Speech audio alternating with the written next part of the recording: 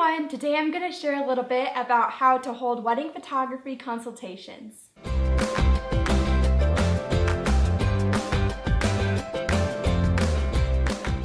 Alright, so I'm going to keep this as short and sweet as I can because there is a lot we could talk about on this topic, but I'm going to share three main things with you guys, and that's where to have them, what to bring, and how to be prepared. So with the first thing on where to have them, a lot of photographers go to coffee shops to have their consultations.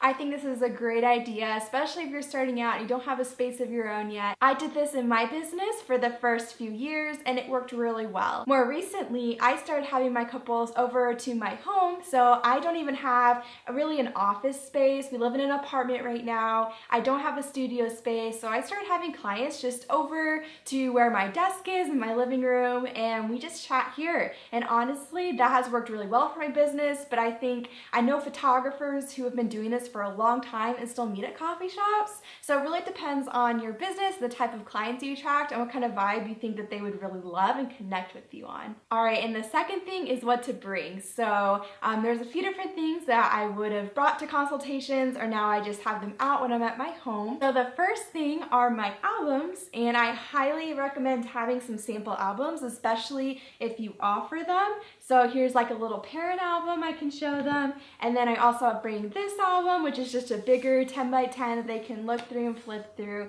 and it's just super nice to be able to have these albums to walk them through the wedding day, and it gives me some talking points and things to chat about while we're going through with them. The other thing that I'll bring is my wedding guide. So this is my copy of a wedding guide that I mostly made. I started with Caitlin James's template, but most of it has changed, so a lot of it is my own wording now, and I've added a lot of things. So I bring that as another talking point to talk about their experience and how that starts with me with the wedding guide. Another thing that I'll bring is a little gift for my couples, and I didn't do this for the longest time. I only started doing it more recently, but I've absolutely loved it. I also do a lot of calligraphy myself when I'm not doing weddings and photography, and I made some gift prints that I put in that little box for them that I can give to them at the end of their consultation, and they love it. And then in addition to these things, I also bring my laptop, and I have an online gallery already pulled up for them to look through and to see how I photograph an entire wedding day. And then if they have any questions about my collections and how they work, I can pull up a copy of that on there as well. Last thing I want to talk a little bit about today is how to prepare for your consultations.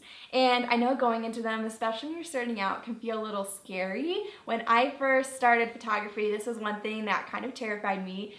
Just going and meeting people for the first time. Once I met them for the first time, I was totally fine after that. Like the engagement session and the wedding, like totally fine. But I found a lot of things that have really helped me when I go to consultations. So it's really your job when you go to make sure the conversation flows really well, that there aren't any awkward gaps in the conversation. So the best way to do this is to prepare ahead of time things you want to talk about and think about what you want to ask them during the consultation. When I go into a consultation, the first thing that I want to do is get to know the couple and to know everything about their story, about how they met, about how he proposed, about their wedding day and what they're really looking forward to, what they're excited about. And really this is also for me, just to figure out if they're a really good fit for me and my business. So I really love this part. I usually try to get them talking for almost 30 minutes. So this takes up almost half of our consultation, and it's a really good way just to connect with them more personally, and I love being able to get to know them. So just make sure you're asking really good probing questions, be really interested in what they're saying, and ask really good follow-up questions. And then the second half of the consultation is when I'm pulling out all of those things that I showed you earlier, like my albums and my wedding guide, and kind of walking them through the wedding experience with me and how that's gonna go.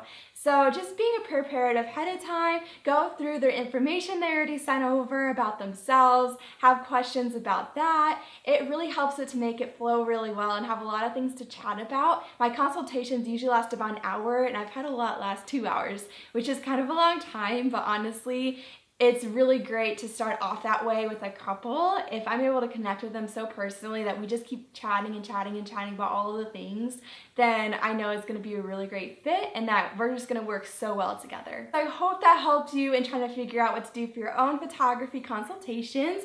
As always, hit subscribe if you want more, because I upload a new video every single Tuesday, so I don't want you to miss out, and I'm really excited to show you more next time. Bye! Bye, guys.